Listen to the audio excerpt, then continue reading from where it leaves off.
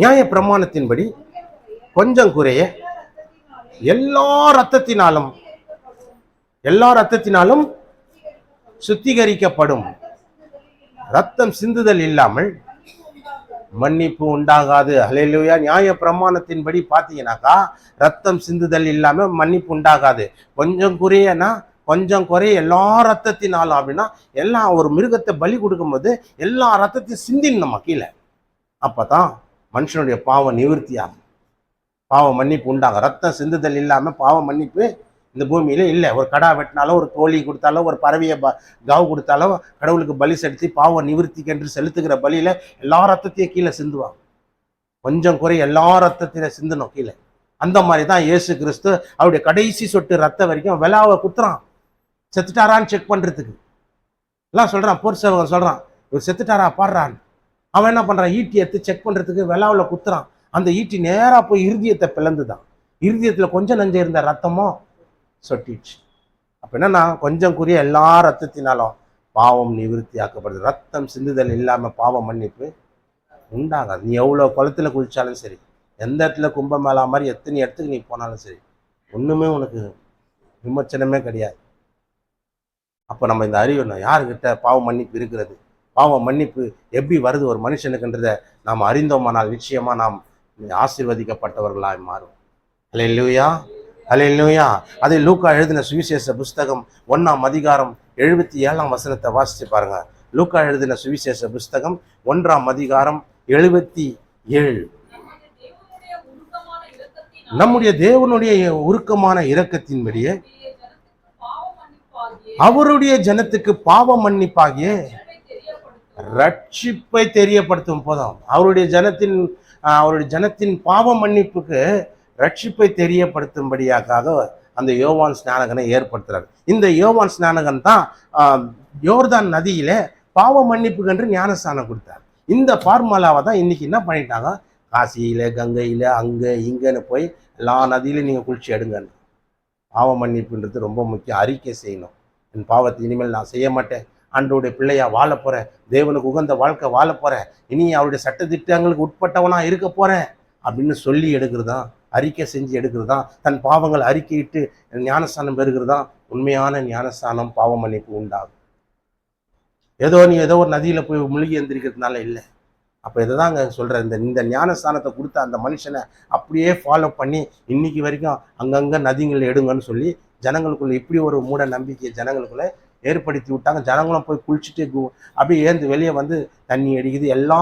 எல்லாம் முன்னே என்ன செஞ்சதோ அதே மாதிரி குளிச்சுட்டு வந்து முழுகிட்டு வந்து பாவம் போயிடுச்சு, தோஷம் போயிடுச்சு சொல்லிட்டு வெளியே வந்து திருப்பி எல்லா பாவத்திலையும் ஈடுபடும். கொஞ்சம் கூட உணர்வுன்றது இல்லை. ஏன்னா அது உண்மையா இருந்தா உணர்வு வரும். தூங்குறவங்க வர அல்லையா சொல்லுங்க.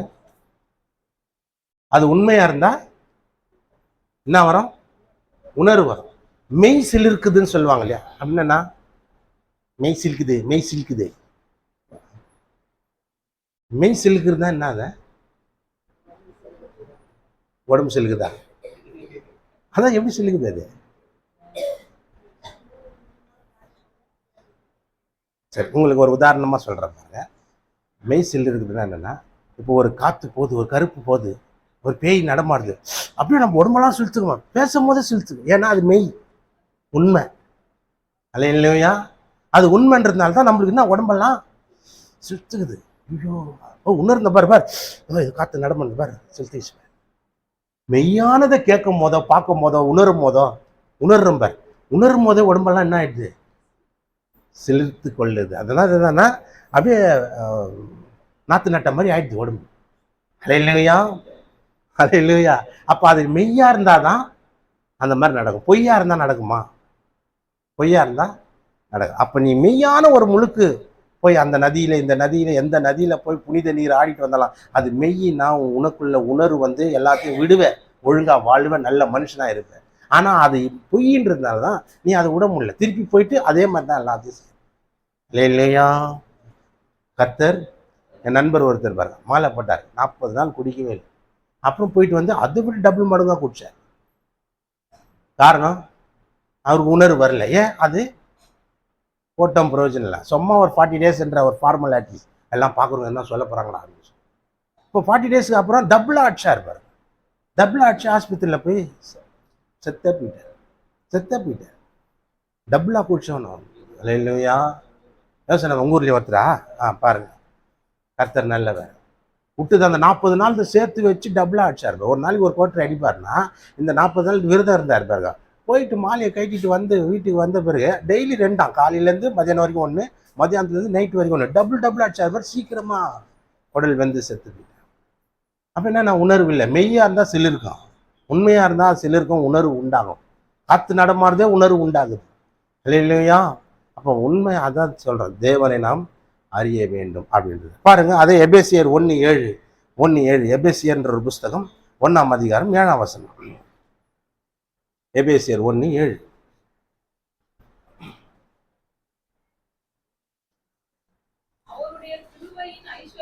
அவருடைய கிருபையின் ஐஸ்வர்யத்தின்படியே இவருடைய இரத்தத்தினாலே பாவ மன்னிப்பாகிய இவருக்குள் நமக்கு உண்டாயிருக்கிறது. இன்னொரு வாட்டி வாசிங்கம்மா. அவருடைய கிருபையின் ஐஸ்வர்யத்தின்படியே இவருடைய இரத்தத்தினாலே பாவ மன்னிப்பாகிய மீட்பு இவருக்குள் நமக்கு உண்டாயிருக்கிறது. பாவ மன்னிப்பாகிய மீட்பு இயேசுக்குள் நமக்கு உண்டாயிருக்கிறது. அப்ப பாவ மன்னிப்பாகிய மீட்பு யார்கிட்ட இருக்குது? இயேசு மூலமா நமக்கு உண்டாயிருக்கிறது.